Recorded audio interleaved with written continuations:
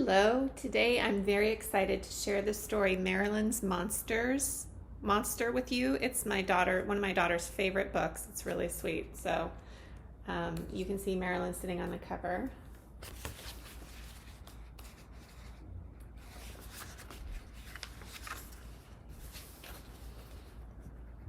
Some of the kids at Marilyn's class had monsters. It was the latest thing. Marilyn didn't have a monster, not yet. You couldn't just go out and get one. Your monster had to find you. That's just the way it worked.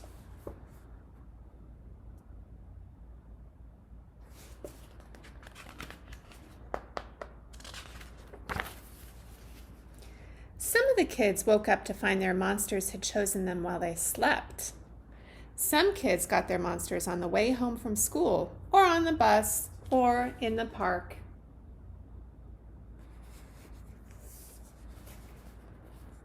Timmy's monster chose him right in the middle of a history test.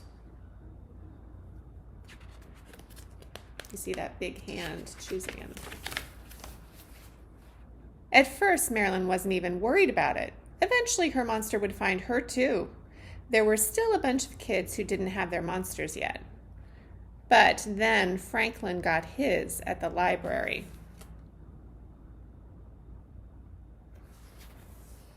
And Rebecca got hers while riding her bike.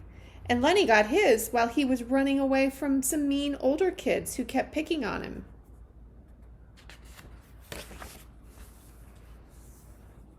Nobody picked on Lenny anymore after that.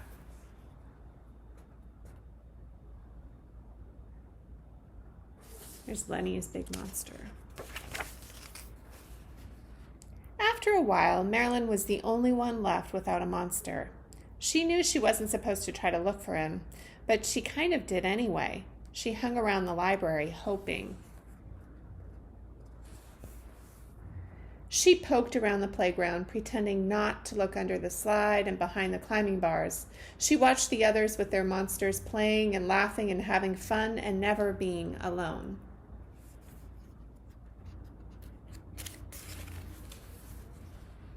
At night, when her room was dark and scary, Marilyn thought about how good it would be to have her monster there beside her. "We're sure you'll get your monster soon," said her parents. "I bet you'll never get one," said her brother. "It probably came already and took one look at you and ran the other way."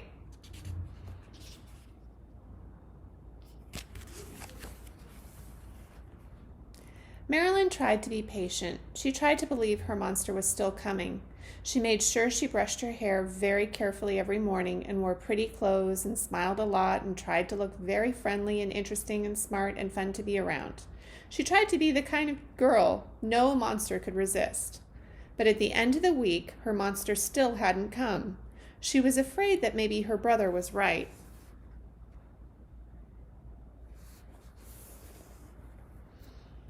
"Maybe I'm better off without a monster," she told her friend Deborah at school. "They seem like a lot of work." Said Deborah. She didn't really seem to agree. "Maybe your monster's just running late," said Margaret. "Maybe it's invisible and it's been here all along and you didn't even notice," said Jerome. There she is talking to her friends.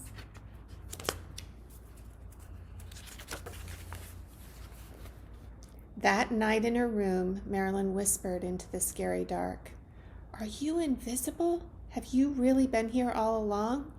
But if her monster was there, he didn't say so.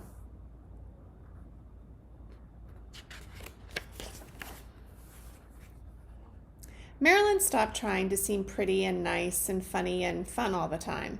She stopped looking around in the library and the playground after school. She started feeling mad. Where was her monster? What was taking him so long? She was so mad, sometimes she thought maybe she really didn't want a monster. What was so great about monsters anyway? But they were pretty great. She could see they were. She wanted one more than she could say.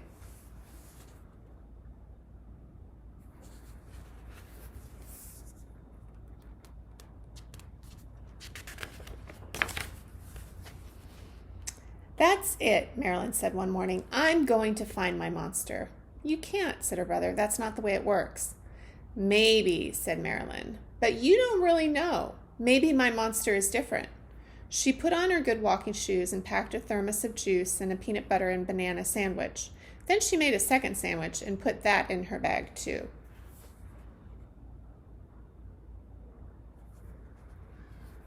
She's going off to look for her monster. Marilyn went out and started looking. She didn't just kind of look. She really looked. She looked as hard as she could. She searched behind the stone lions that sat outside the library. She checked beneath the benches at the playground in the park.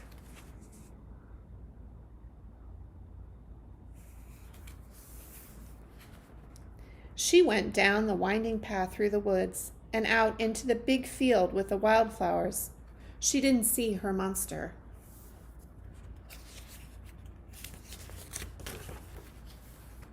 Marilyn stopped in the middle of the field. She closed her eyes and stood very still. She thought about trying to sing a beautiful song like those princesses in movies did sometimes that made all the little animals come and sit on their shoulders. She thought about trying again to be patient and wait and hope that her monster would find her someday soon. Then she took a deep, deep breath and shouted in her loudest voice, "Where are you?" And then, very softly, she heard a voice say, "Here." Marilyn followed the voice. It was very quiet, but she could hear it very clearly. She followed it across the field and into the woods on the other side and over a tall, tall tree.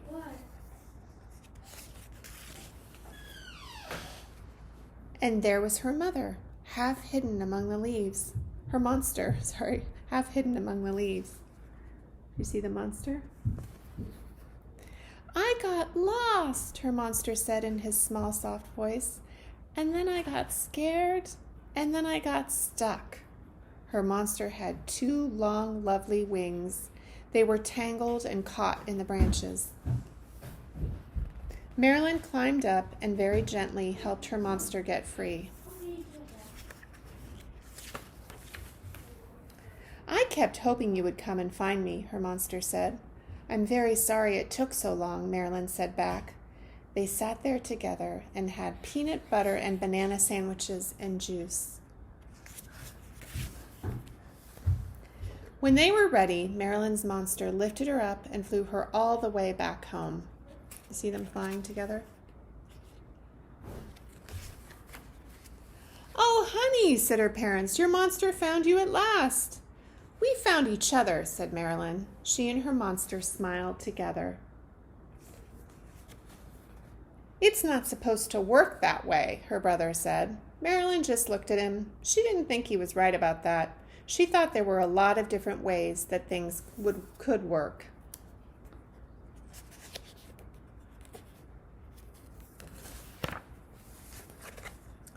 And that night, when Marilyn went to bed, the dark didn't seem so scary. Marilyn wasn't sad or afraid or lonely. She was happy. Marilyn's monster was, too. There they are, cuddled up. The end. That was Marilyn's monster.